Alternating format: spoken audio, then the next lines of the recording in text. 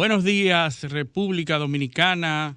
Buenos días a todos nuestros amables teleoyentes. Estamos de nuevo aquí en su programa Paneo Semanal, un relato de todos los aconteceres que ocurren en el mundo y en nuestra República Dominicana también.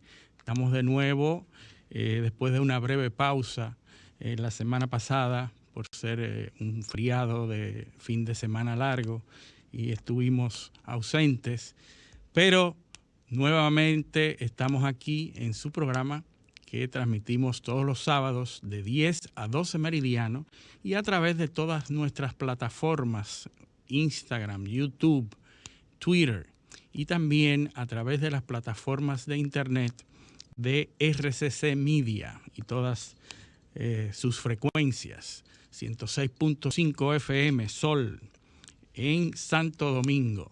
Así que hoy estamos solos aquí esperando a nuestro compañero José del Castillo, que se integrará próximamente. Tenemos un programa interesante con invitado de gala.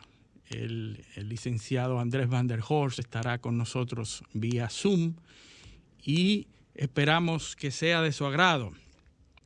Como siempre, primero queremos felicitar a David Ortiz, que ha sido exaltado al Salón de la Fama del béisbol de los Estados Unidos, y le deseamos nuestras felicitaciones, le manifestamos nuestras felicitaciones, porque es un gran honor ya el cuarto dominicano que le han sido dispensado ese honor del Salón de la Fama.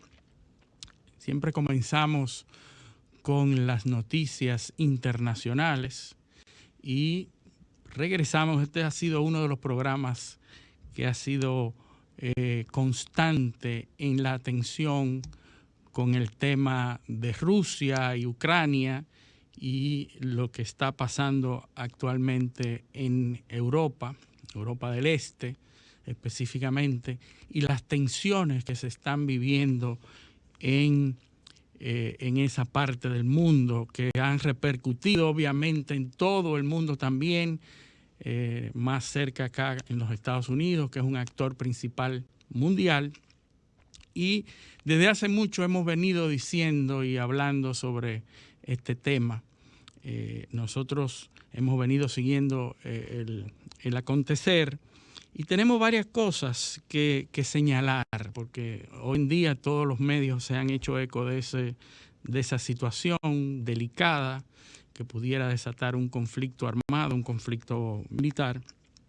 Nosotros queremos hablar, porque hemos también sido constantes en decir que entendemos que no va a desatarse un conflicto armado, que no va a llegar hasta el conflicto armado, no va a pasar lo que pasó en el 2014 con la anexión de Crimea, de la península de Crimea, al sur de Ucrania. Y entendemos lo siguiente, hay que tener en cuenta que Putin, el presidente de Rusia, de la Federación Rusa, ha sido constante y ha sido coherente en utilizar esta misma política en cada una de las ocasiones en que ha sentido que debe hacerlo. Putin tiene 15 años en el poder en Rusia, y Putin viene de arreglar el problema que en los tiempos de Yeltsin, el antiguo presidente de Rusia, donde había un problema interno, había unas luchas interoligárquicas. La oligarquía rusa era la dueña de todos los medios de producción de energía, la producción de gas, la producción de petróleo, que son las fichas claves de Rusia en este escenario internacional. Y Yeltsin experimentó unas luchas internas que tenían a la Federación Rusa en un declive, en problemas económicos muy fuertes. Cuando llega Putin, pues se encarga de traspasar esos activos de producción de energía al Estado y maneja a la perfección todas estas estrategias para que la Federación y el Estado ruso domine estos medios de producción tan importantes y tan estratégicos para el mundo, no solamente para Europa, que es su principal comprador y beneficiario de esa producción, sino el mundo entero. Y fíjense cómo se han ido dando todos los elementos para crear esta tormenta perfecta. El incremento de los precios de los combustibles, la escasez en la producción de gas, la demanda incrementemente alta de Europa por el gas natural licuado, que es el producto principal con el que se producen todas estas industrias europeas, producen sus bienes. Pues en invierno, alta demanda de gas, altos precios de ese combustible, una cadena de distribución establecida como es el Nord Stream, que es un oleoducto que viene directamente desde Rusia y pasa por el mar Báltico, todo el mar, no pasa por ningún otro país, viene directamente desde la frontera rusa con Finlandia, pasa ese oleoducto y llega a Alemania directamente y desde ahí se distribuye. Y la propuesta y ya encaminada, el encaminado proyecto del Nord Stream 2, que es la segunda línea para incrementar el suplimiento o el suplir de este gas importante, pues tiene a Rusia en una posición muy cómoda frente a Europa para él comenzar una serie de demandas. Tenemos otra situación que se produce en Ucrania. Ucrania, que viene de un régimen anterior en donde se produjeron protestas, incluso una protesta que se llamaba la Revolución de la Dignidad, en donde el antiguo presidente, estamos hablando del 2014, rechaza un acuerdo de integrar a Ucrania a la Unión Europea. Rechaza, y la población indignada protesta en nada más y nada menos que en la Plaza de la Independencia, muy parecido a lo que para nosotros fue la Plaza de la Bandera. Es una plaza insigne, y protestan ahí y provocan la salida de ese presidente, que por cierto era prorruso. Él desestimó la entrada de Ucrania a Europa bajo el pretexto de que no podía prescindir de su relación económica con Rusia y que le costaba muchísimo dinero a la economía ucraniana desechar a Rusia para convertirse en un miembro más de la Unión Europea. Incluso la Unión Europea en ese momento le ofrece grandes cantidades de dinero en donación, en concesión, para que Ucrania diera ese paso. Pero el presidente no dio el paso y la población se rebela contra este presidente, y entonces provoca una desestabilización política que termina con la expulsión de ese presidente. Pero no obstante, muchos otros grupos en Ucrania a favor de ese presidente derrocado se convierten en rebeldes y se aíslan en la zona del este, la zona del Donbass, y se mantienen ahí. Rusia, por su parte, ante esa desestabilización de Ucrania, pues comienza a hacer los aprestos para anexar la parte sur de Ucrania, que es una península, la península de Crimea, y logra ocupar bajo la mirada de Estados Unidos y en Europa. No obstante, haber previamente un acuerdo, el acuerdo y el manifiesto de Budapest, el memorándum de Budapest, en el 1994, que fue firmado por Inglaterra, Francia, Rusia, Ucrania y Estados Unidos, en donde a raíz de la separación de las repúblicas soviéticas socialistas soviéticas, queda Ucrania con un alto arsenal de armas nucleares, y bajo este memorándum de Budapest, Ucrania accede a retirar todas estas armas nucleares. Se fueron a Rusia, se desmantelaron para permitir que Ucrania fuera una potencia nuclear, a cambio de que Rusia, Estados Unidos, Europa, reconociera la soberanía de Ucrania y desistiera de cualquier incursión militar a ese país y a cualquier apresto de que fuera parte de otra nación. Y eso se firmó y se comprometió. No obstante este memorándum de Budapest, en el 2014, Rusia ocupa la península de Crimea, que es el sur de Ucrania, donde había una alta población de ciudadanos rusos, ciudadanos de habla rusa, de origen ruso, y que se entendía que favorecían esta anexión, ¿verdad?, en la mayoría de la población. Esta ocupación se produjo y Europa ni Estados Unidos pudieron hacer nada.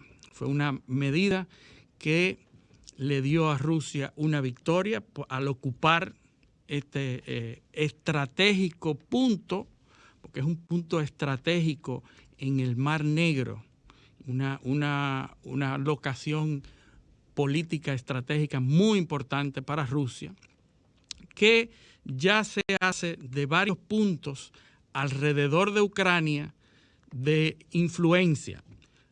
Ucrania tiene al norte, tiene Bielorrusia o Belarus, y tiene la misma Rusia que hace frontera con Ucrania, tiene Crimea al sur y tiene Moldavia, que es otro territorio donde Rusia tiene bases. Es decir, Ucrania está rodeada completamente por territorios de influencia rusa o rusa misma. Y entonces esto le permite tener algún tipo de incidencia en Ucrania. Durante los últimos meses hemos visto cómo Rusia ha estado desplazando militares hacia la frontera de Ucrania. Hemos visto que Rusia también desde el 2014 ha estado alentando a los grupos disidentes de Ucrania en el este, que es en el Donbass, en la zona del Donbass, que es al este con la frontera rusa, porque hay prácticamente un territorio que ha sido declarado república independiente dentro del mismo territorio de Ucrania. Es decir, Ucrania se ha convertido en un punto importante para la política de Rusia, para que Rusia prevalezca en el escenario internacional como una potencia.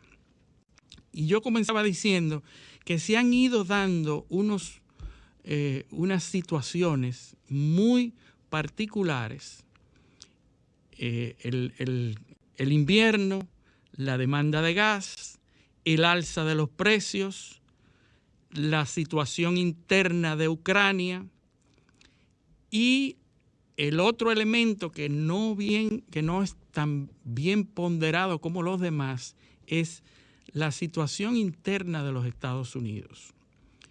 El gobierno de Biden está inmerso en una caída de la popularidad, en un aumento de la inflación, que vamos a hablar más adelante de esto, y está ansioso de provocar algún incidente que pudiera integrar las fuerzas políticas en los Estados Unidos, algún incidente que pudiera aunar las intenciones de la población norteamericana. Y los norteamericanos han hecho esto con relativa frecuencia. Cuando tienen problemas internos, se desata casualmente una guerra al exterior que unifica las voluntades norteamericanas y sube la popularidad del presidente. Estamos en un momento donde el presidente Biden ha asumido una política, una retórica fuerte, enérgica, y además alertando ante la inminencia de una invasión rusa a Ucrania. Y estos temas de alguna manera están conviniendo a Biden, porque de esa forma los norteamericanos se unen ante un agresor externo.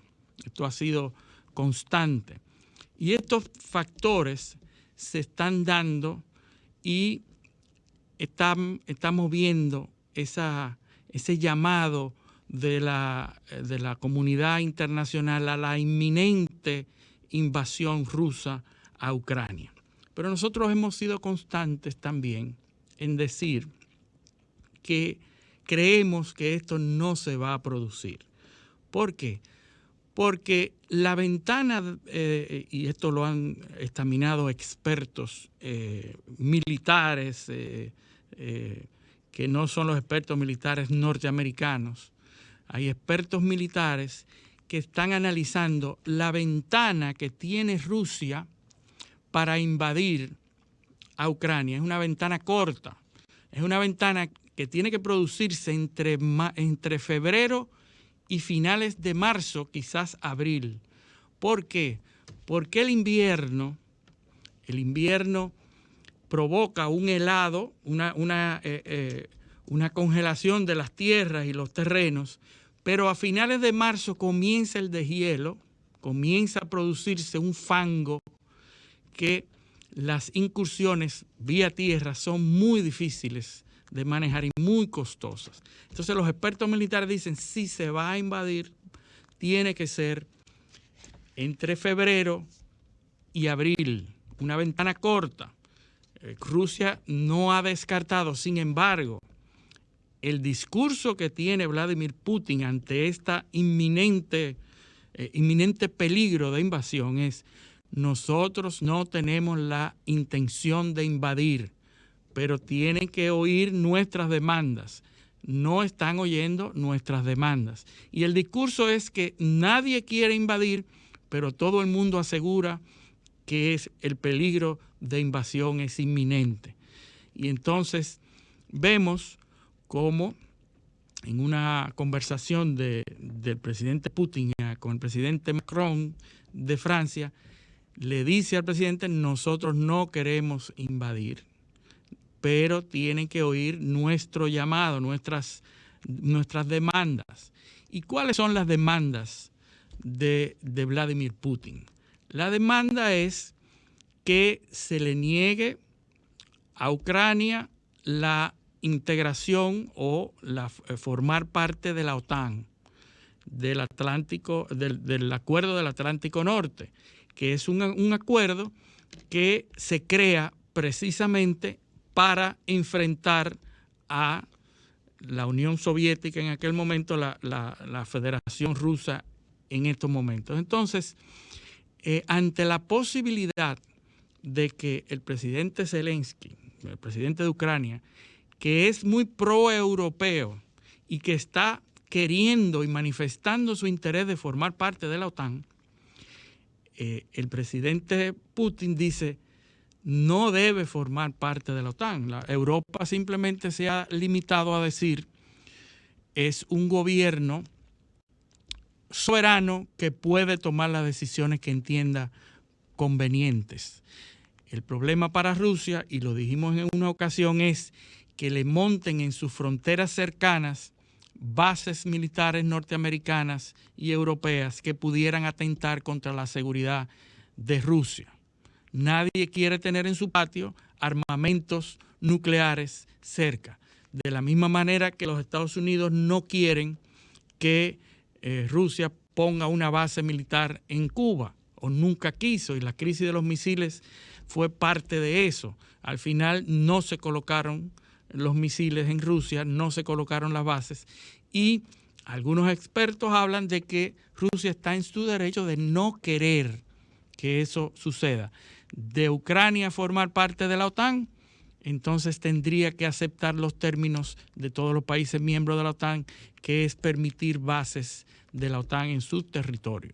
Y ahí es donde Putin está jugando la ficha. Ahora, ¿cuál es la ficha de negociación de Putin? El gas licuado. La posibilidad que tiene Rusia de ser uno de los principales suplidores de gas de Europa. Y esto ya lo vio los Estados Unidos. Ya Biden está produciendo más gas que antes. Desde el 2017 ha aumentado en casi un 70% la producción de gas, convirtiéndose en uno de los principales productores de gas, aunque Rusia se mantiene como una de las reservas más grandes de gas, que son dos cosas diferentes: reservas de gases que tienen gas y productores de gas que producen gas. Le damos la bienvenida a nuestro hermano y compañero José del Castillo. No, gracias Luis, y un saludo a todos los que nos escuchan por Sol 106.5 y los que nos siguen en nuestra plataforma de redes sociales de RCC Media y de Paneo Semanal. Realmente el tema tiene muchas aristas, como tú comentabas al inicio. Tú mencionas la situación del supplier o del suministro de gas, de liquid petroleum gas, el LPG, que es gas natural, básicamente, que no solo sirve para las industrias y las empresas, sino que el tema es que la calefacción, los hogares en invierno, precisamente. Todo el tema de suministro de gas que se hace por tuberías y que llega a las casas para cocinar, para calefacción y demás, y por eso el precio del gas regularmente en invierno pues se incrementa. Es algo que está afectando incluso a la República Dominicana porque impacta en un derivado, un asociado más bien del gas natural, que es el gas licuado de petróleo. Y en este caso, los Estados Unidos, que han sido de manera recurrente, ha habido un proceso a través de la tecnología del fracking de posicionamiento del mercado de gas natural a nivel global. Ha planteado, el presidente Biden ha llamado a los productores de gas para darle una respuesta a la posibilidad de que Rusia disminuya el suministro o lo elimine totalmente, porque ya hoy en día el suministro de gas por Ucrania ha disminuido en cerca de un 50%, fruto de la crisis que se ha generado en los últimos meses, con la intención manifiesta, y digo yo manifiesta, como decía el general Milley, el jefe de Estado Mayor Conjunto de las Fuerzas Armadas de los Estados Unidos, es que ya Rusia tiene 100.000 hombres desplazados en la frontera. Por más que Putin plantee que no tiene ninguna intención de invadir a Ucrania, los hechos hablan más que las palabras. Pero está jugando su es más, ficha de ajedrez. Los hechos desmienten el planteamiento que él hace de manera pública, porque no solo hablamos de soldados, sino que también todo el aparato militar se ha ido desplazando. Y cuando me refiero a esto, pues todos los elementos logísticos, el armamento, cohetes, tanques, las fuerzas armadas aéreas y marítimas están desplazadas en torno a Ucrania, Y todo luce indicar en lo que se ve, lógicamente, todo es un tema también de estrategia, pero en lo que se ve, ya, y hay que recordar que ya Rusia invadió Ucrania en el año 2014, no sería la primera vez. En lo que se ve es una... No, y que se le reconoce a Estados Unidos haber fallado en no haber defendido a la península de Crimea. Claro. Esta vez Biden no quiere que le pase eso y está poniéndose adelante. Y entonces en el caso, digamos, de la producción de gas, ¿qué le han dicho los productores de gas al gobierno de Biden? Bueno, pero es que tú, desde que llegaste en el año pasado, en enero del año 2021. Rescindió los permisos. Me has eliminado todos los permisos de gas y el permiso del milestone, del oleoducto. Gasoducto, sí, perdón. Atendiendo a temas de medio ambiente, que es propio, bueno, de una realidad, obviamente. No podemos llegar al extremo de Donald Trump de desconocer el calentamiento global y la situación de crisis ambiental que está viviendo el planeta, pero en el caso demócrata es quizás el otro extremo, ¿no? La máxima conservación, el tema de no equilibrar quizás la explotación sostenible, que es lo ideal evidentemente, con el interés de protección del medio ambiente. Entonces le han dicho a las compañías productoras, bueno, pero que tú me has satanizado durante años, desarrollaste una campaña satanizando la industria del fracking, la industria del gas, y ahora me está pidiendo que establezca que aumente la producción, pero no solo la producción. En un momento donde el mundo está en una explosión de demanda global, y ahí están todos los derivados. De hecho, por eso el petróleo ha incrementado su precio, y hablaremos, como tú decías, un poquito más adelante sobre el tema de la inflación, que afecta a los dominicanos y al mundo en sentido general, pero sobre todo a la principal economía de la cual dependemos, que es los Estados Unidos. Lo que han dicho, bueno, pues entonces ráscate ahora con tus propias uñas. Y también ha habido un discurso del presidente ucraniano, de Zelensky, de plantear que Estados Unidos está sobredimensionando porque le el está asunto, perjudicando económicamente. Porque es una economía emergente de Europa que está siendo afectada grandemente por la crisis, como es lógico. Nadie va a invertir en un país donde está al punto de ser invadido por otro, ¿no? Y dejen de estar diciendo eso, que nos está yendo mal económicamente. Ese está gritando por el bolsillo. Pero nada, hay que seguir, ¿verdad?, dándole seguimiento a este tema. Es un tema muy importante. Sobre todo... Que yo personalmente, repito, no se va a producir porque está pasando en un momento por la ventana militar que hay y por la celebración de los Juegos Olímpicos del invierno de China, un aliado natural de Rusia, que no va a querer impactar negativamente a eso. Tan sencillo como eso, pudiera ser pueril el asunto. Y pero hay que tomar en cuenta que también que Rusia invada finalmente Ucrania ante el planteamiento que ha hecho la Organización del Tratado del Atlántico Norte, o sea, los aliados, digamos. Quería darle la razón. Aunque Rusia fue un aliado en la Segunda Guerra Mundial, pero no implicaría además una respuesta. Entonces ya estaríamos en una escalada muy peligrosa, porque estamos hablando de dos grandes potencias, Estados Unidos y Rusia, que mantienen una especie de guerra semifría, ¿no? Sí. Junto con el tercer elemento en este ajedrez, que es China, ¿no? Sí. Y evidentemente nadie quiere un conflicto de esa naturaleza. Ya se ha manifestado relativamente a favor de Rusia, diciéndole a los norteamericanos: abandonen esa idea que ustedes tienen de la Guerra Fría, que ya eso no funciona. Es decir, pero a pesar de todo esto, Alemania es la única, de los únicos países que no ha enviado armas a Ucrania, porque Estados Unidos ha enviado armas, Francia, todos han enviado armas.